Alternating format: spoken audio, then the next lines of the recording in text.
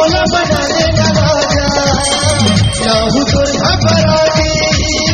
संग डीजे बाजा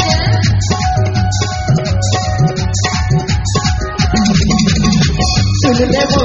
रानी मोला बना लेना राजा ना हूँ तो घबराती संग डीजे बाजा एक दूसर बिना कैसे रहा एक दूसर बिना कैसे रहा रुक रुक कर बड़ा हो जब ले देखे मैं तो लया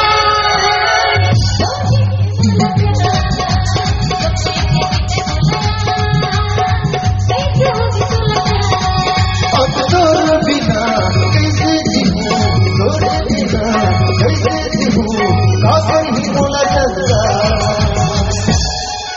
चलता पता ना अरे अरे ज्यादा चमका करता ये मुझे कुछ कुछ कहीं के मन लगत है आई जानता है कहोगे ये दूरी चमके हाय हाय हाय हाय हाय हाय स्वाद